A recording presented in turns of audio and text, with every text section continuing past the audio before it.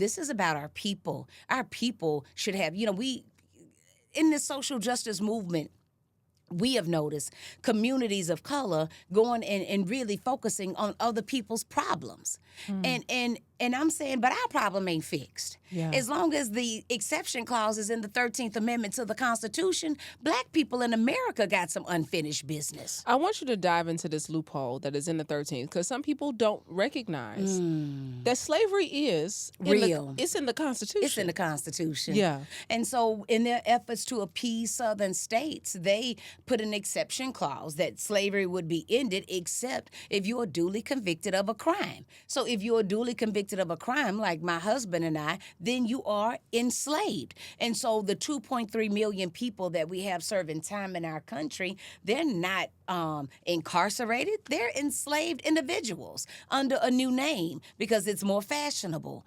But I think that was probably one of the biggest revelations for us, is just understanding that it ain't over. Yeah. And so until we get focused on removing the exception from the 13th Amendment, we have unfinished business of our ancestors before us. And so our goal with this 1 million watching Time to Watch campaign is just being able to get our sisters and brothers galvanized to really center themselves on freedom this Juneteenth. The campaign kicks off on Juneteenth. You can host a watch party. You can get your cousins and them together, however it is that you want to do it. But the families that register to be a part of this campaign, they will actually own this film for their lifetime, Brandy. Then they will get toolkits for freedom immediately when they register. They will get toolkits emailed to them that they can download that will include how to approach clemency, participatory defense hubs across this nation, their contact information, because there is help. Rob and I have been doing a model of work called participatory defense down in New Orleans for the past, since he got home. We just celebrated 6 years as an organization, and on June 20th, the day after our National Watch Party for Freedom, we will have our Freedom for All sneaker ball. So you got to get your cute tennis shoes on and come on up in that cute dress. You can wear it. Now, it's formal, but you can wear that dress, Brandy Harvey. You can wear that dress, girl.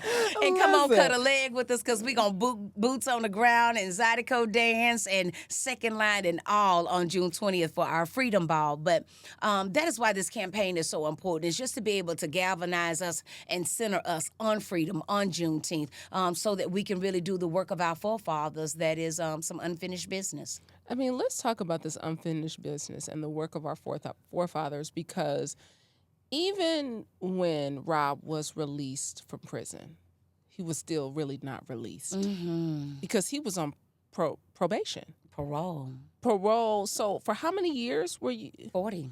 I thought that's what I heard. 40 years. Curfew. All the things. Volunteer hours. Girl, they treated us like we were the worst of the worst coming out of their system. After 21 years and one write-up in 21 years and 4 days, it was just disappointing or disheartening to see how the state had treated us. But we also understood their frustration in the moment, if you would. Many don't know, as they watch Time One, in the filming of that documentary, we almost lost our freedom.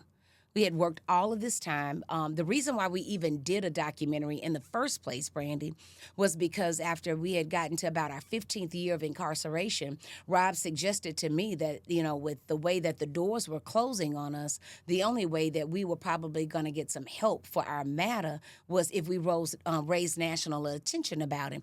And the 13th had come out, and so he says, I think we should do a documentary. We should work to tell this story so that we can get some national support. So, me, I'm like, okay, so now we going to tell the documentary? All right, if that's how we going to get free, let me figure it out, right? I go back to New Orleans, and as God would have it, not shortly after I started moving in that direction, Garrett Bradley, the director from Time, called me about a project she was working on, a short doc for the New York Times. And so she asked, could she interview me? She had been referred to me she had been referred to me by some other leaders in the social justice movement. And she called me, asked to interview me, and I was like, certainly anybody wanting to tell these stories, I'm here for it. And in doing that work, I say to her, will you go back and see if the New York Times will fund this story and do an op doc on our family story? To which she agreed, to which the New York Times greenlighted the project, and we went into production a couple of months after that.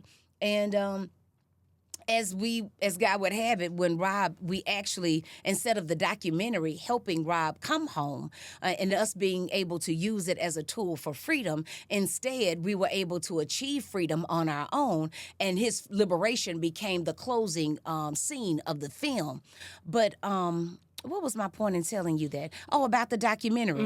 And so And how you almost lost your freedom. Yes. Because And of this. so in the midst of them filming, Rob had his pardon board hearing.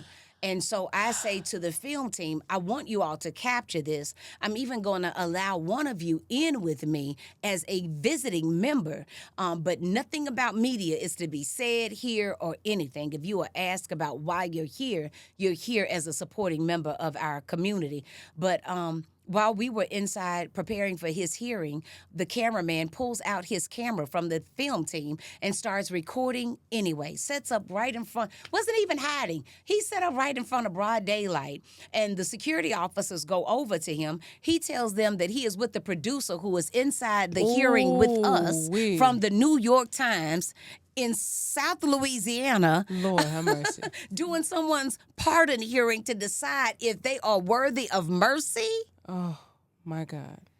And so people see your story and they say, what is that little saying they say about, my glory, but you don't know my pain? Yeah, my story. That they were so angry to discover that the New York Times film team was there filming our family story, that instead of commuting Rob's sentence, as we had requested from the board, they just elevated his parole and allowed him to be released on parole.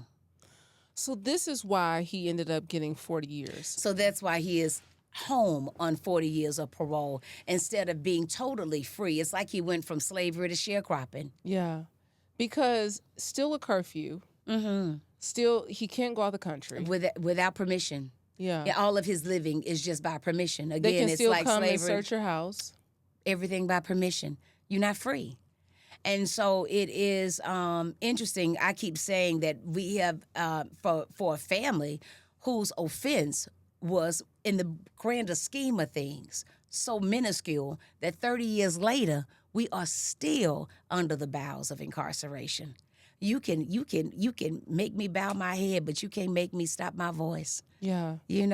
If that blessed you, trust me, you've only scratched the surface. There's so much more wisdom, truth, and transformation waiting in the full conversation. Click the link in the caption below to watch the entire interview, and don't forget to like, comment, and subscribe so you never miss an episode of Vault Empowers Talks.